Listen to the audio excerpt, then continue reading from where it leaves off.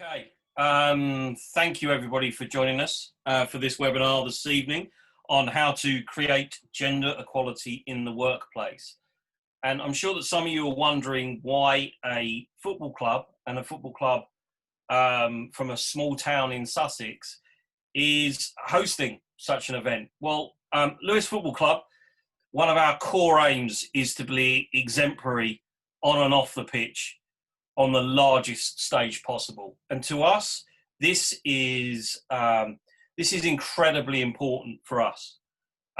Gender equality is something that the whole club believes in, and we're very proud of the fact that we are the world's first professional and semi-professional football team that is able to say that we offer gender equality in terms of how we pay our players. Sports teaches and embeds key skills in leadership, teamwork, confidence, and resilience. So to us, it's really important that we understand how we can really push gender equality through into the workplace and what part we can play as a football club. We've got a fantastic panel tonight who are going to kick off. Sorry, Karen, I stole that one. Shortly. Gay Wilson is the Director of Events at luxury brand company Richemont, and she's going to be our question moderator. We're really honoured to welcome Gill Whitty-Collins, who is the author of the fantastic book Why Men Win at Work.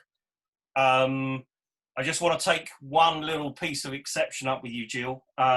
In your book, at the start of chapter 9, you've busted the myth that Father Christmas isn't real. Oh, I'm sorry. I was absolutely distraught when I read that on Saturday. But I'm sure you're going to put some other things right tonight. I'm so sorry. What a bad time of year to do that to you as well. We have the fantastic Tatiana Saunders, who is the Rook's first team goalkeeper. She's previously been playing in France and in Iceland. She's an England Youth International, but she has a fantastic side story about her time working in the US that we're going to go into. And finally, it's always a pleasure to work with my fellow director, Karen.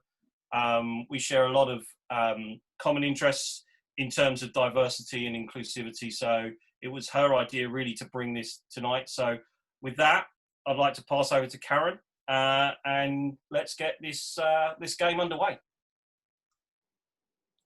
Thank you, Stu. That's amazing. I don't know if you mentioned it, but you're the chair of Lewes FC's board of directors. So I'll introduce you as well. I'll back introduce you.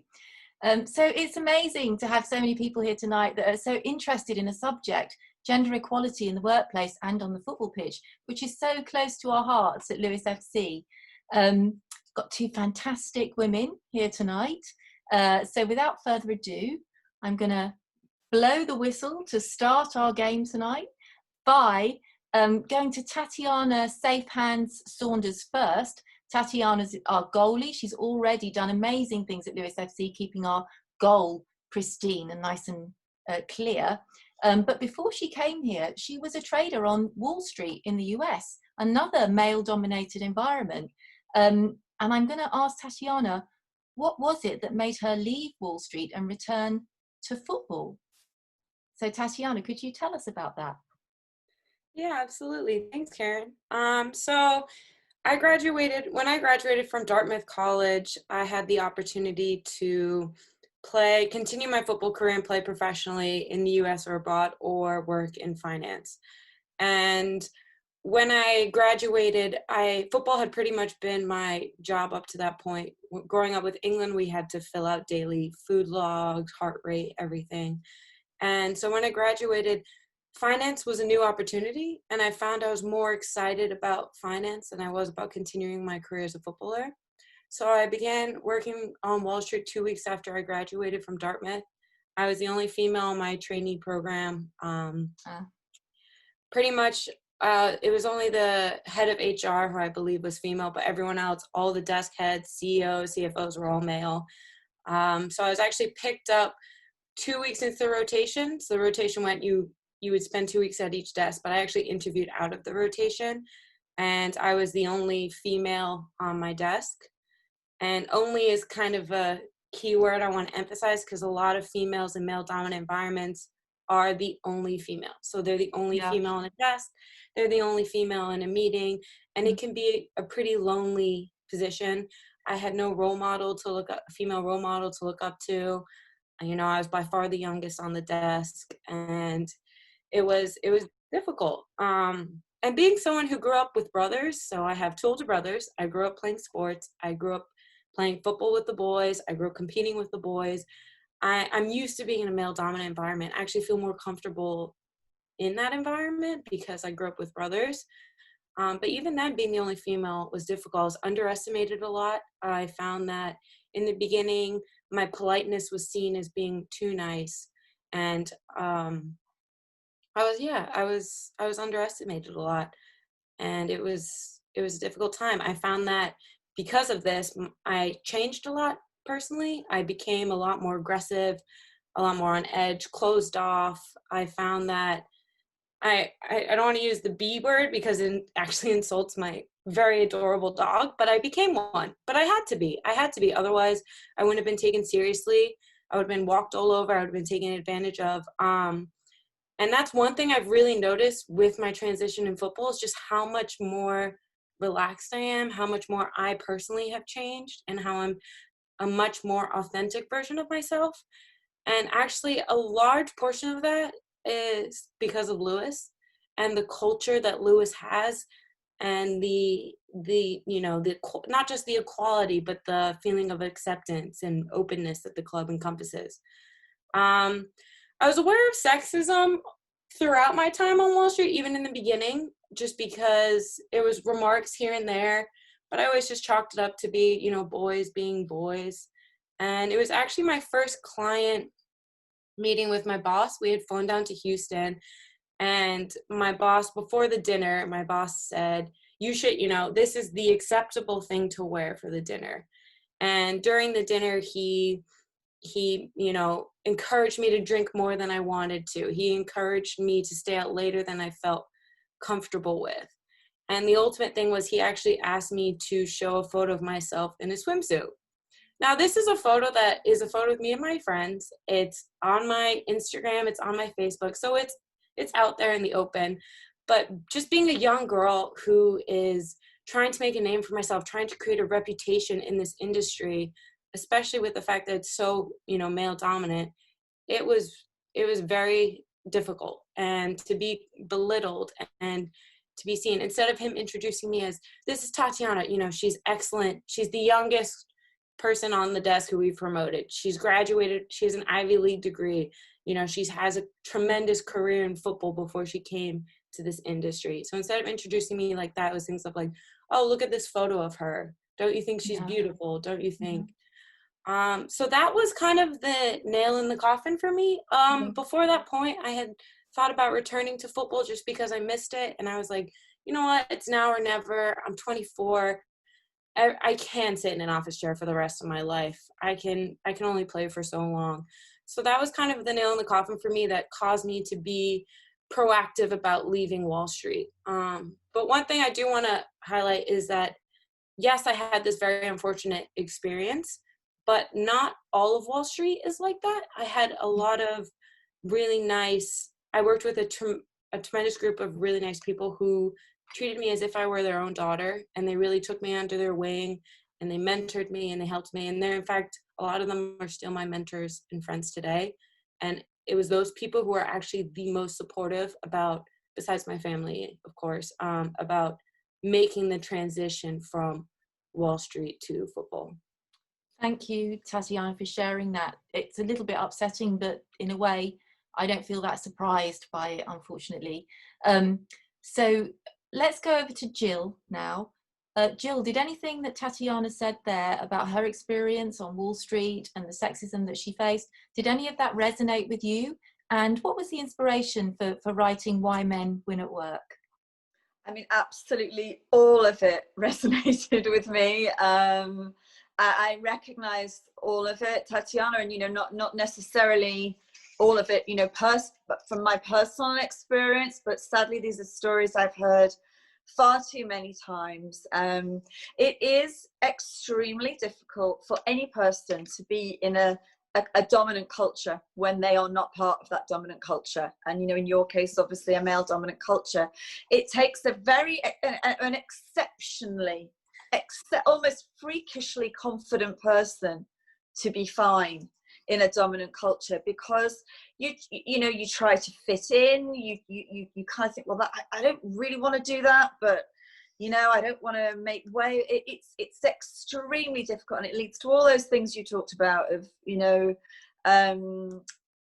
not being authentic, not being yourself, not performing as well as you can.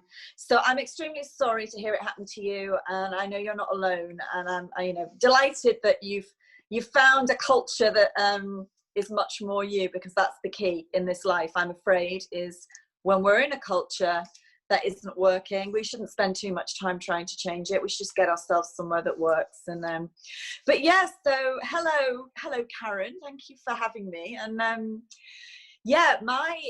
obviously my experience is very different. I was at P&G for many years and have never played football, but I was inspired to write this book. I love football, but I've never played football. But yeah, I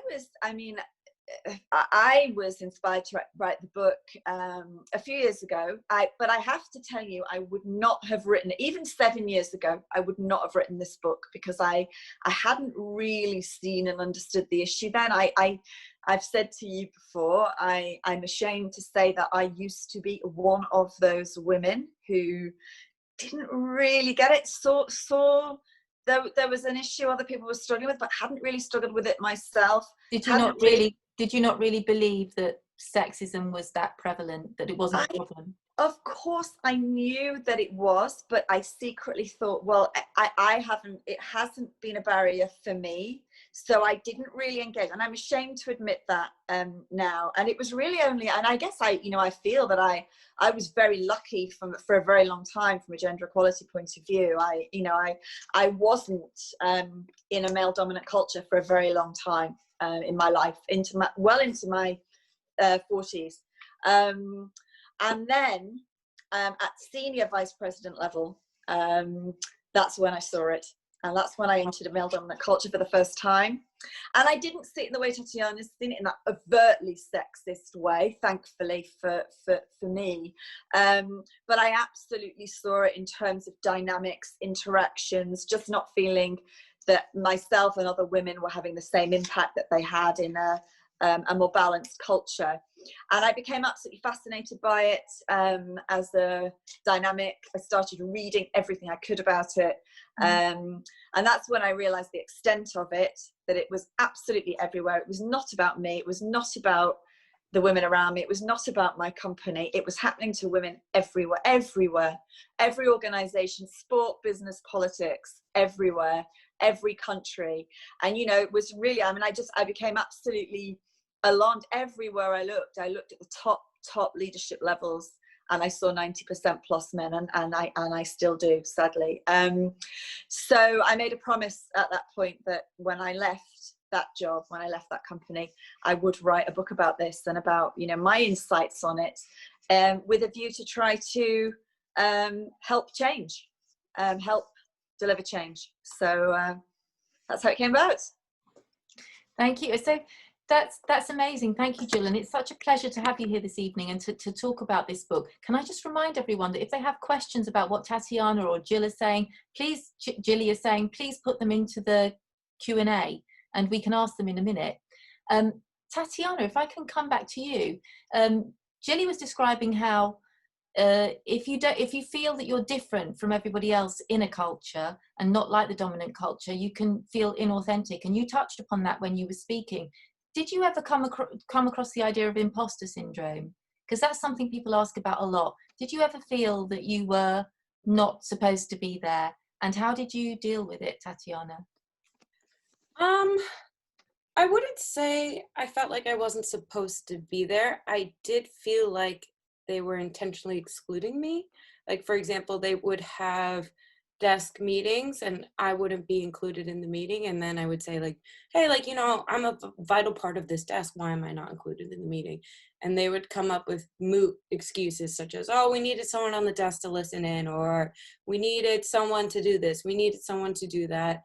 So I felt like I was trapped in almost that no matter what I tried to excel or I tried to break through that barrier and maybe potentially move up and get more of a prominent role in finance, like my position, I felt like I was trapped.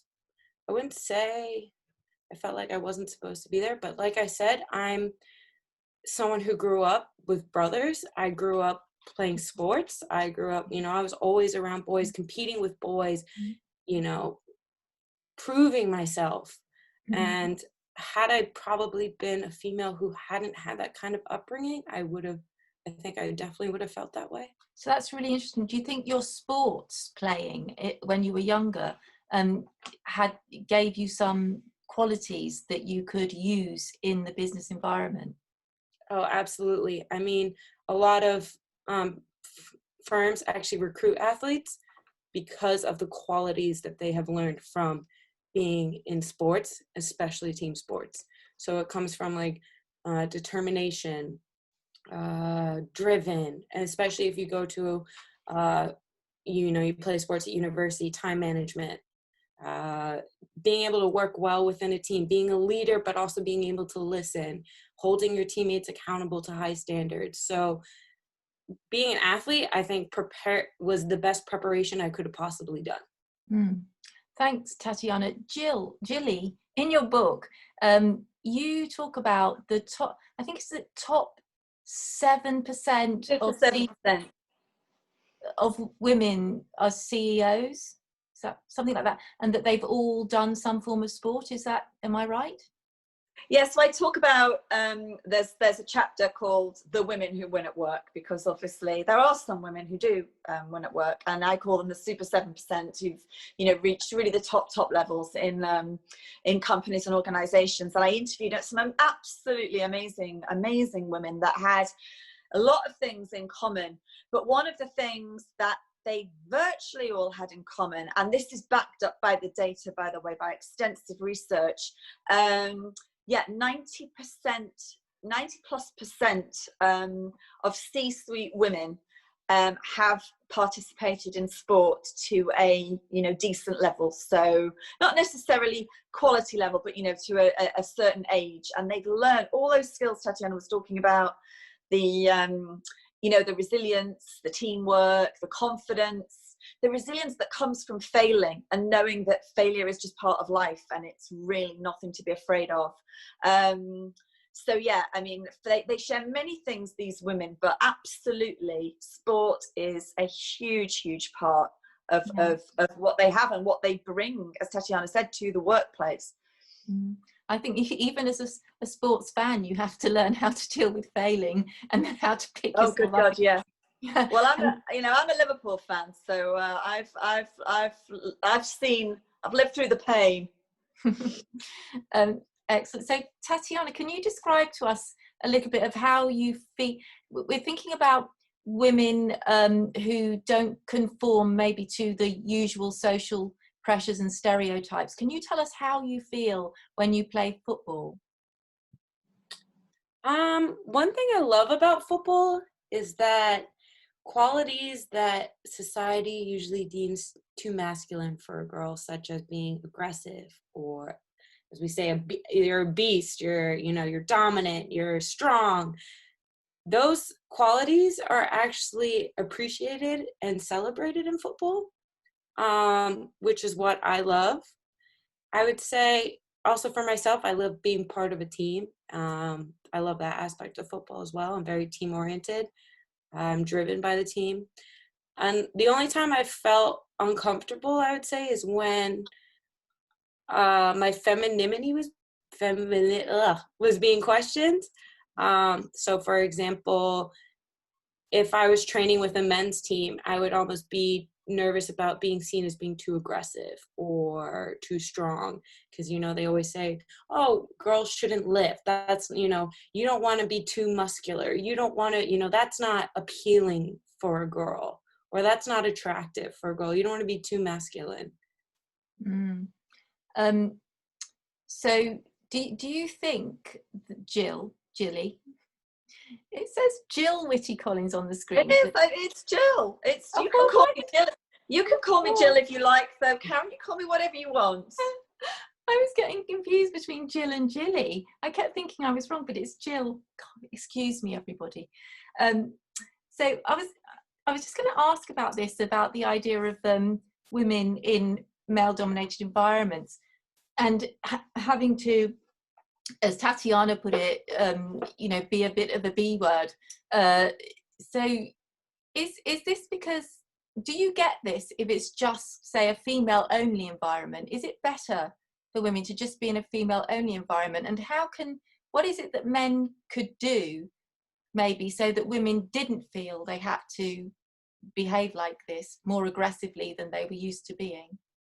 So lots of questions there. I mean, you know me. I'm a believer in equality and balance. Yes. So I'm not, I am absolutely not somebody who wants us to shift from a male-dominated, powered world to a female one. So I personally believe that if we ever did have a scenario where leadership or anywhere became female dominated, we'd have a diversity issue the other way, because then we'd be missing the male diversity and the male perspective. So that's absolutely not what I would want. Having said that, to your question, you absolutely do see a very different dynamic between women when they're in either an entirely female environment or a female dominated environment versus a male one. So you will see women being much more comfortable talking, much less stressed about that whole fear of getting the word in, doing it quickly, not being into all of those dynamics that you do unfortunately see in a male dominant culture sometimes, usually unintentionally. The other interesting dynamic that you do have between women is there is this leveling sense that people believe it goes back to the beginning of time, when women were staying in the community all day, and they really had to learn, they were really socialized to collaborate and to know that being a tall poppy was a very, very dangerous thing to be in a community of women. So there's belief that this goes right back to the beginning of time, and that women still, this is where some of those language things come from. So when you hear women apologizing for making a comment or trying to tone themselves down, that is an innate fear of not wanting to make other women believe that she's a little bit above herself. So you see very, very different dynamics. Women will behave very differently in a male dominant culture versus a female dominant culture. But honestly, it's not that all women react to the male dominant culture by being the B word. Some women do that. Some women, make that choice that, okay, I have to be heard here, so I'm just going to bulldoze my way through. That is a choice. That is a choice that often, will get that feedback from, from other people, including men, that yes, okay, she may be in a senior position, but nobody likes her. And that's, by the way, because she isn't being her authentic self, and everyone can feel that. But the other thing that happens, and to be honest, that happens in the majority of cases, because for many reasons women are not generally as confident as men, is they don't do that. They actually do back off, and they do actually get intimidated by the interruptions and by the not being listened to, or making their point and it not really being registered. And most women will actually ultimately back off, and frankly they may have some phenomenal contributions to make that the group will never hear, because they were intimidated out of sharing them. So it's very, very difficult. As said, you have to be extremely confident and strong to express yourself and really perform in that male dominant culture. And I think, unfortunately, a lot of that confidence and strength comes much later. It comes with age, and it comes with experience, and it comes with, frankly, not giving a an F about what anyone thinks anyway, which you don't have when you're younger. Most women don't have when they're younger. So I think that's one of the big things. What's the answer to this? Can you give me, in your book, at the end of your book, you give sort of top tips for women, for men, for managers and for organisations that they can actually put into practice to change the environment and not to lose these women who may not be the confident women but have all these wonderful skills that that companies are going to lose if they don't do something about it. Can you give me now, let's say one tip, Gill, for workplace environments, and then I'll come to Tatiana and ask her for one before opening up to the floor. Yeah, I mean, I think the first big thing, there are so many tips, as you know, it's an almighty set of recommendations, but I think the first one to this conversation would be, you know, anyone who is you know, is a manager in a workplace, is just to be really aware of, you know, this culture point, what I call the invisible power of culture, and how that does work on women. One of the things you'll often see is that sense of, well, you know, we promoted a woman, we gave her the job, but she just wasn't very good. And then the question to ask in that situation is, well, why wasn't she very good? If you thought she was going to be good for the job, that will be the culture at play. So the big first thing I'd say to any manager is take a look around you. Do you see a dominant culture? Do you look round the office, round the place, round the meeting room, and do you see a really good balance of people, including obviously gender? Because if you don't, you have a dominant culture, and that dominant culture will be inhibiting the performance of the people who are not part of it. So really, I would say just awareness first and foremost of, I want to have that balanced culture, and if I don't have it, I'm going to do something about it. And in the meantime, I'm going to keep a special eye out for those people who are trying desperately to survive in this culture that is not their own. Thank you, Gill. Tatiana, do you want to give a quick tip before we go? Because we've got lots of questions coming in. Yeah, I don't know if mine would be a tip, but just kind of building on the awareness, because I feel so much sexism and inequality comes from social norms and gender bias that have been ingrained in our subconscious. So a lot of times people act in ways that they're not even aware that they're being sexist, or they're not even aware that something is an issue.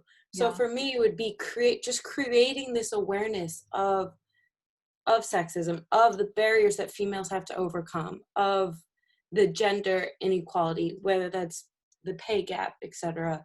Just create awareness, and that can stem from schools all the way up to firms, government. So that would be, for me, as a tip, is just create awareness, and then once that awareness is created, then they can implement programs to help females, whether it's like mentoring programs or, you know, education programs and so forth. Can I know you want to move on, Karen, but I would just want to build on that from Tatiana, because I think awareness is such a massive point, and I would just build onto that, you know, awareness for, you know, girls and young women as well. Be aware, just be aware of this, just be aware of these dynamics. Don't be naive, don't be one of those women like I was, who doesn't see it or think it's not going to happen to you.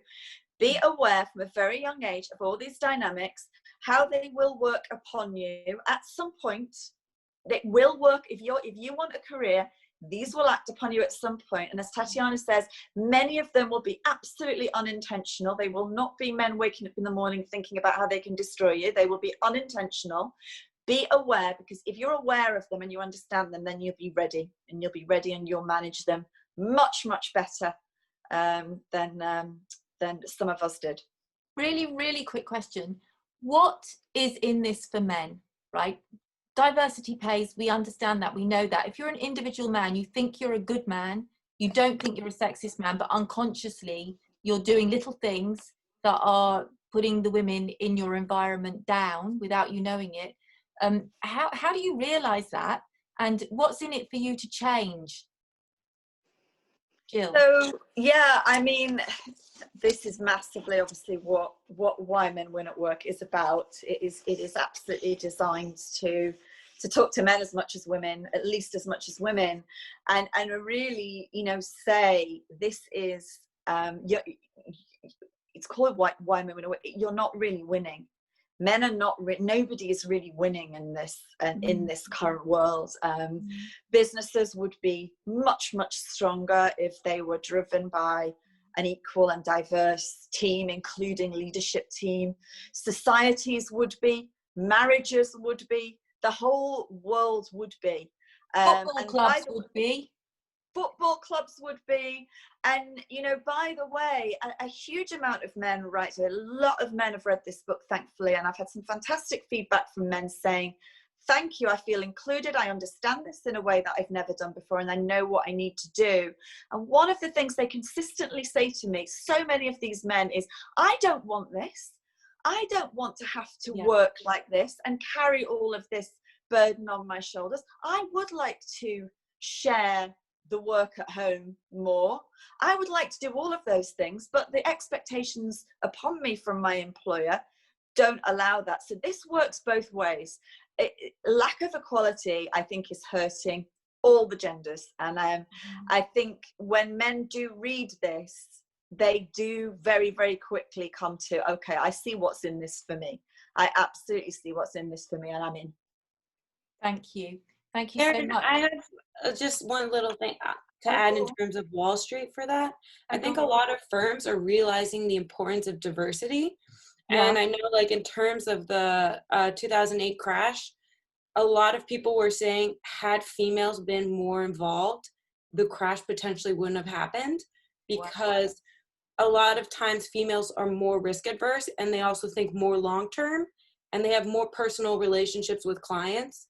So I thought that was just kind of a very interesting point. And that's, like, one thing I've seen is, like, Wall Street is changing. For now, I think the biggest thing is, yes, we're bringing in, you know, roughly around 50% female male. It's how can Wall Street keep females so that we'll see more females in the C-suite and so forth. That's an excellent point. Thank you so much. I'm going to move over to Gay, who is our question moderator. Gay, what's our first question? Well, I'm going to go through them for the moment. There are some questions in the chat too, so I'll go to those after. I've got probably about 11 questions. So I'm just going to go to the first one from Christian Saunders. And Christian's asking, what are some of the things that governments and the private sector, as we are concerned citizens, need to do to speed up achieving gender equality so that it doesn't take another 10 years, let alone 100 years to get us finally there? Oh, thank you very much. Big question. Tatiana, I think that might be a relative of yours with the surname. Dad. Hi, Dad. Hello, Dad, she says. So what can you answer? You take a stab at that question first. What can governments and the private sector do to help with gender equality so that we're not here in 10 years' time? Me? Yeah. I don't know if I'm equipped to answer that. Shall we ask Gill? Yes, please. Go on, Gill. What do you think? Oh, they've got so much work to do. They've got so much work to do. I mean, I think the first thing they blooming need to start with is some role modeling, frankly. I mean, I think, you know, too many times we look at the cabinets, the lead teams, not just in the UK, but in all countries. And, you know, you see the photo and it's all men. Yeah. And frankly, you know, even when they've been discussing female healthcare, it's all men. So I think the first thing they need to do is take responsibility for everyone's watching them. People need to see a good representation. And I mean I don't just mean token, I mean equal representation. And by the way, to Tatiana's point, it's absolutely true. There is stacks of data that says that businesses perform better when they're equal at the top level.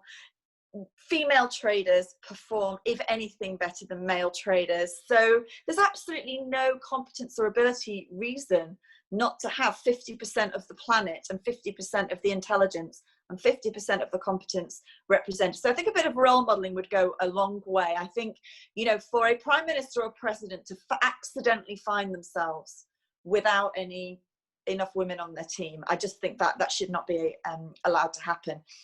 I do think in terms of, you know, policies, what I would really love to see is just more intentionality on it. I mean, you know, we've had the Equal Pay Act for a very, very long time. We still do not have equal pay. You know, it's in the law, but it isn't enforced. That's just not acceptable. And sitting around waiting for women to, you know, some people say, well, women don't ask, so they don't get. That's just asking women to behave like men. Women are not going to do that. So I think there are some things that are, you know, we need to have the rules and the guidelines, but somebody needs to enforce them. Equal pay, for example, this year, it's supposed to be reported every year, and this year basically it was ignored, and it was like, oh, you don't have to do that this year, because, you know, because we have a pandemic. It's like, I'm sorry, gender equality has never been more important than it is this year.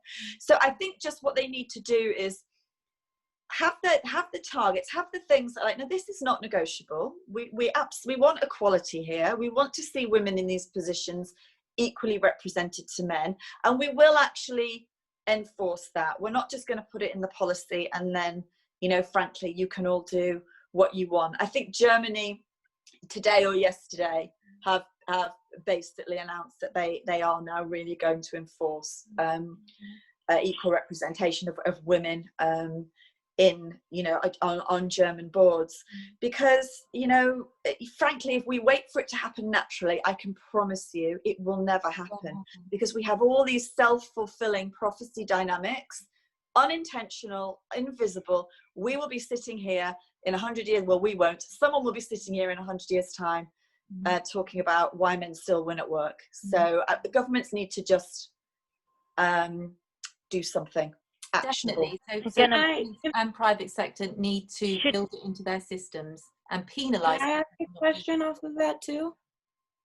For Jill? What do you think will happen now that Harris has become the Vice President of the United States? What do you forecast potentially happening due to this?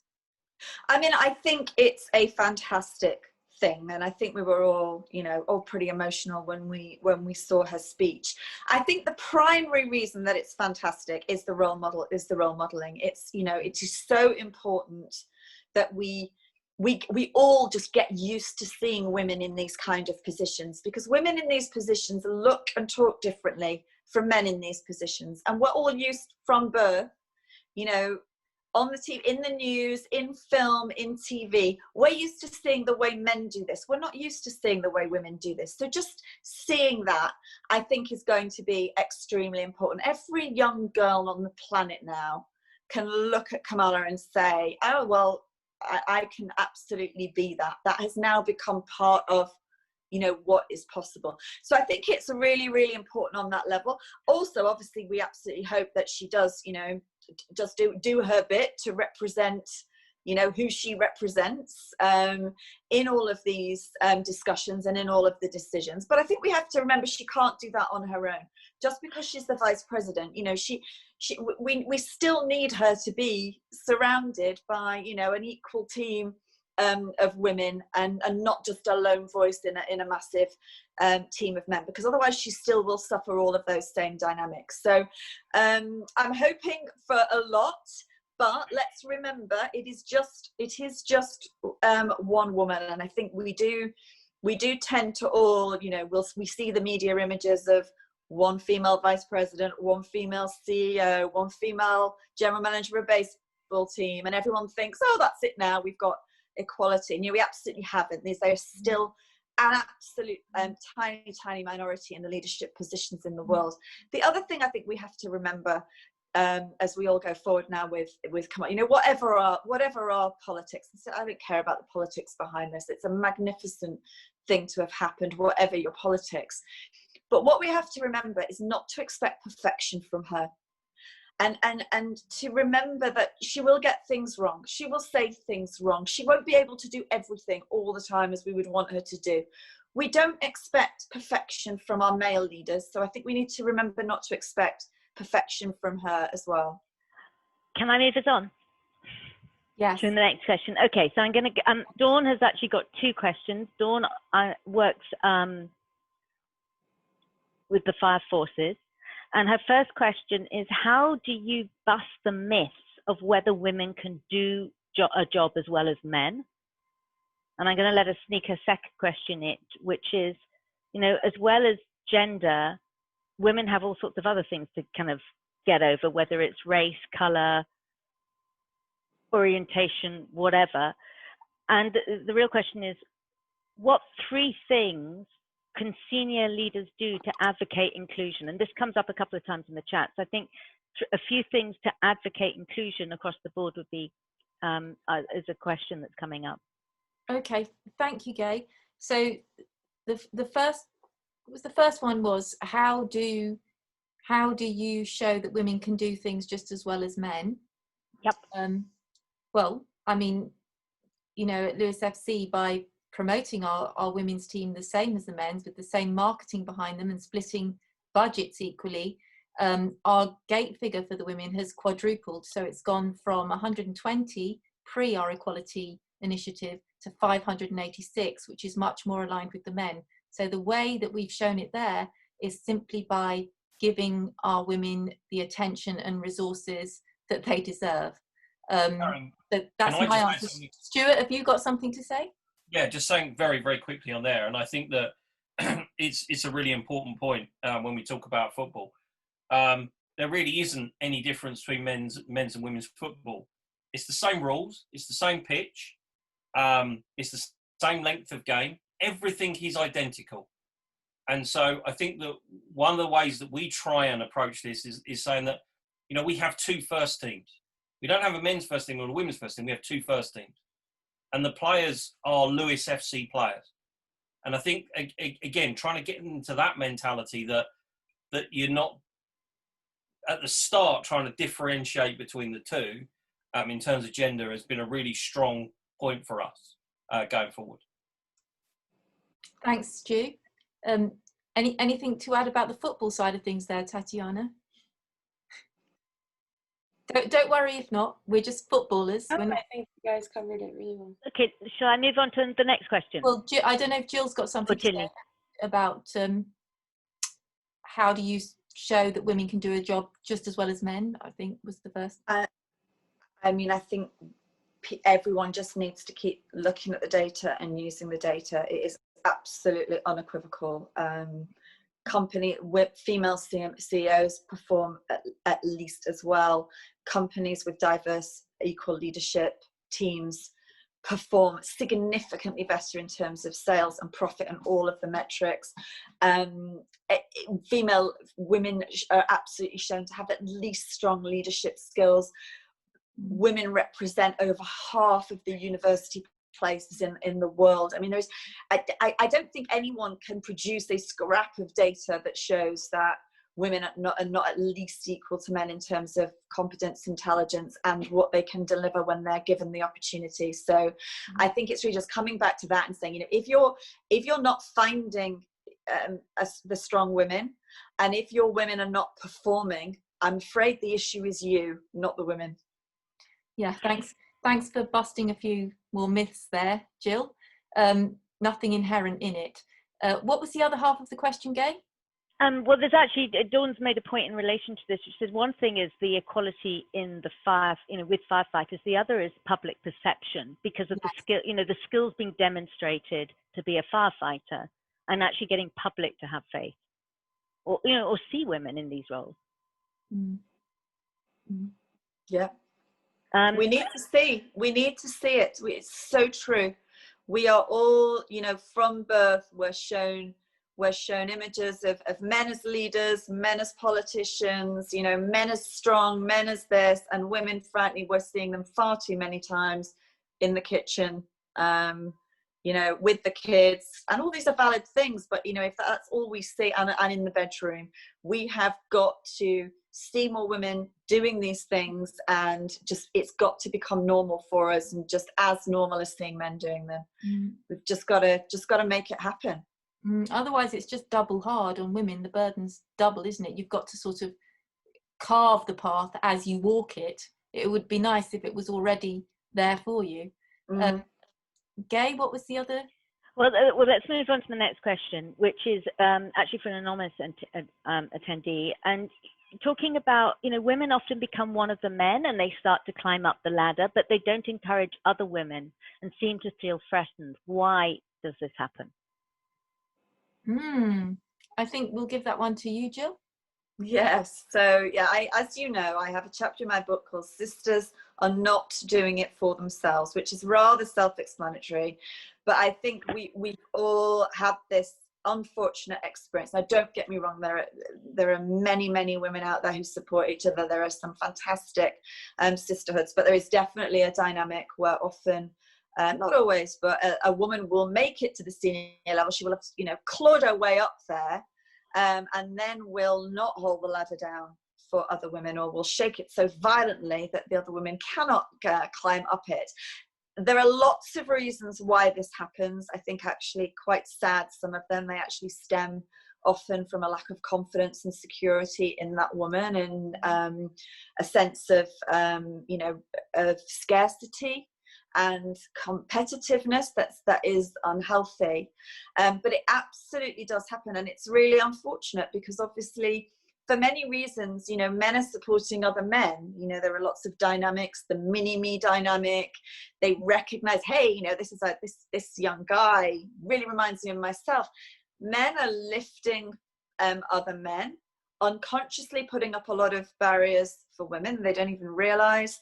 And meanwhile, if the few women who do make it to the top don't then support other women, and it's like it's an absolute double hit. So I think it's a real shame that this happens. I think it's extremely difficult to change a woman who's not committed to being a sister. I think all the rest of us need to do is just make that commitment that we will lift others when we get the opportunity to do that. And see the benefits of that. I think what we have to remember is, yes, sometimes we're in competition with other women, but no more so than with men.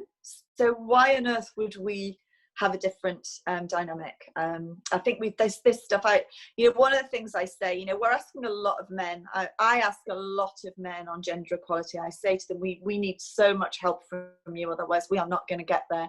But I think there are some things that are just on women, and I think this not being sisters to other up and coming women is absolutely on our shoulders, and we just need to fix this. I think that's really, really important. And one of the things that I love about my position as being a female director of a football club is that it shows other, maybe younger women, maybe the women the same age, that it can be done, and that I'm so happy to help anyone else do the same thing. Elections are once a year at Lewes Football Club. We need more women on the board, just putting it out there. Gay, what's the next question? The next question is, do we think women suffer if they decide to have a family? They are perceived as not being 100% present at work as they now have children? That's a really good question. Gill, do you think that women are penalised for having a family and seen as not being at work as much? I know that you have a child. Yeah, so I mean, I had my son when I was at university. So when I started work, he was already 2 years old. So I kind of had to learn from the first day, really, how to do the job and get home in time for, get out in time for nursery pickups. So it's there's a whole story there. But yeah, I mean, I think a good company, and there are many good, well-intentioned companies out there, and I was certainly at one of them. Certainly on paper, they're not penalising women, and they absolutely don't have an intention to. But again, a lot of unconscious things happen. And I think one of the things it stems from is that parental policies may be gender neutral on paper, but in reality, they're not. In reality, they are, in inverted commas, mum policies. So they may be written as everyone can do this, everyone can flex work, everyone can work from home when they need to, everyone can go and pick up the kids. But actually in the culture, that is a lot more accepted from women than it is from men. And we've definitely seen that through the pandemic. A lot of men saying, I'd actually like to help out more, but frankly, it's not expected from me. So I think all of these things combined, there is a, since the beginning of time, stereotype that we expect a woman, if she has kids, we expect her to have to be a mum, and we expect that that's going to have consequences on her work and her career, and we don't expect that from men. And again, that creates a self-fulfilling prophecy, because that's not necessarily what a woman wants, and it's also not necessarily what a man wants. So I think it's not necessarily intentional, and it's ridiculous, isn't it? I mean, if you actually think about it logically, isn't it ridiculous that we penalise women for having babies? Without her doing this, the world would stop pretty quickly, and yet somehow it does become damaging to the career. And I think one of the reasons for that is just the amount of time. If women are, we know, on average taking 80% of the unpaid work at home, including the childcare, whether they have a career or not, there just comes a point where there are not enough hours in the day for her to do all of that. So I think lots of things need to happen. I think companies need to get really much more intentional about this is not a mum policy, it's a parental policy. We expect everybody to share the load. We're going to treat men as if we expect them to share the load as well. And I think men need to step up, and I think women need to step up and say, actually, I'm not accepting to do 80% of everything, because my career will suffer. Everyone's got work to do. So it's women need to put their foot down, men need to step up, and companies need to make sure they have policies in place for both men and women to do parental. Absolutely. And not just the policies, but that they truly accept and embrace it. When a man says, I'm going to take that paternity leave, the culture and the company says, that is fantastic, rather than making that man think that that's career damaging for him. Yeah, definitely. Thank you. Gay? One more question from Alison Palmer. And which Alison's raised the point about young girls growing up in school don't have any idea this is happening and can impact them. Schools, education, all levels of sport need to help with this widening of awareness. To what extent does Gill feel young girls are aware of any of this right now? I think not, that they're not aware in general. And I think it's a good thing and a bad thing. I think it's a good thing because I do think a lot of that confidence and I can do anything is built in those years, and that's really, really important. But it is also important that they're not blindsided then when they go out into the world. I was listening to the Michelle Obama with Barack podcast the other week, and they were talking about their daughters and how their concern is that the world they've prepared them for at the dinner table is unfortunately not the world that they're actually going to encounter. So I think young girls are not aware of all of these barriers, and I wouldn't want them to be, because I think it could be overwhelming. But I definitely think it's important that they are not completely unaware that there will come a point where these barriers will start to hit, and that they know how to prepare for that and how not to be knocked down by it. Thank you. Stu, can I bring you in? I know you have daughters. As a man, have you had to prepare them for facing gender inequality in their lives? Yes, absolutely. My daughters are 17 and 20, so they're at different stages in their education. My eldest daughter is training to be a lawyer, which obviously is an environment that has been very male dominated in the past. But I've always tried to encourage them that they can do whatever they want, and both of them have a really, really strong, positive mental attitude. That they know that that they won't be shy wallflowers. They know that they will, they will be out there and they'll push for what they want. And it's fantastic to watch them grow. And in some ways, I think that they're coming through now in an era where there is so much more empowerment for women, and there's so much more than there was 10, 15, 20 years ago. And I think that, to me, it's about just encouraging them. It's about just letting them know. And I think, again, sorry for stealing another one of your quotes, Gill, from your excellent book. But in some ways, you talk about there is no glass ceiling. It's an invisible barrier. But to me, it's about trying to get them to understand that there is no glass ceiling, and the barrier is there to be knocked over.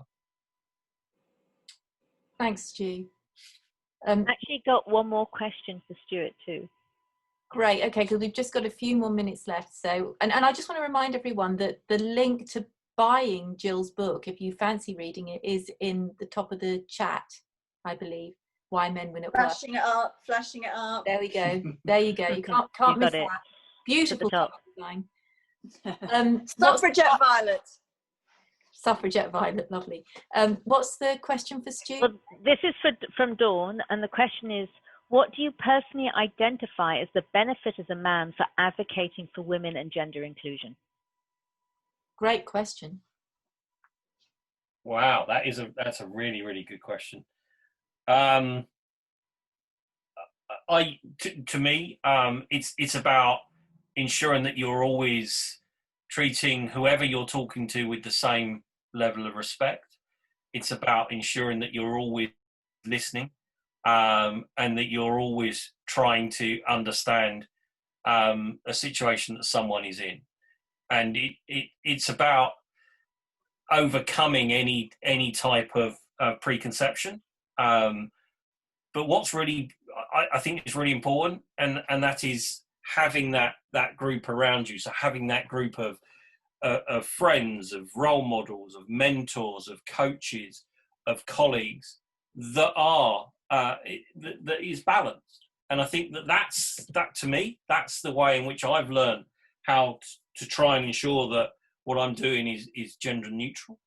And you know, I'm going to be honest. I think I've in the past I've probably said something or done something that is not acceptable. And I think it's brilliant that someone can come to me and point out how that made them feel, and that to me is a learning. And I need to ensure that I'm constantly learning.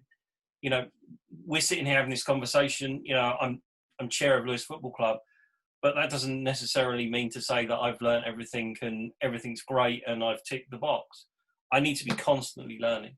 And I think that's why these conversations are brilliant, that we can have them. And to me, I think every boss, every father of daughters, everyone possible should read the book. Thank you so much, Stu. It's so important, isn't it, to keep our minds open, to keep evolving as people. And these conversations about dialogues that we have about gender equality, I know we have them at Lewes Football Club, and maybe it's unusual to have discussions about gender equality in a football club, but we really do, and they're fascinating. And we know that we don't know enough, and that we have to increase our awareness all the time and really stretch those empathy muscles. And it just reminded me that there was a question earlier about what about women who I think it was maybe are from very diverse backgrounds, maybe they're from the Black community, maybe they have accessibility issues, neurodiversity. What about them? And I think this is brilliant, because these are the things that really we need to be welcoming and inclusive to everybody, to get the most, to really wring the most value out of the organisational structures that we all work in. So it's so important, isn't it, like Stu's just said, to have this awareness all the time of difference and how to include it, so that we can really create value with our structures and organisations. And I think it's 8 o'clock. We've had such a fascinating discussion. All my thanks go to Tatiana Saunders, goalie at Lewes FC, and Gill Whitty-Collins, author of Why Men Win at Work and ex-VP of Procter & Gamble. Gay, thank you for being our doorkeeper and question moderator. Stu, thanks so much for hosting us tonight. And thank you everybody for coming. It's been wonderful, and it's been amazing to see you. If you want questions answered and you want to send them to me, Karen@lewesfc.com, ones that we haven't managed to cover so far. I will answer them and send them to the people that you wanted them to go to and get them back to you. So I wish you all a great evening, and thank you so much for spending an hour with us tonight.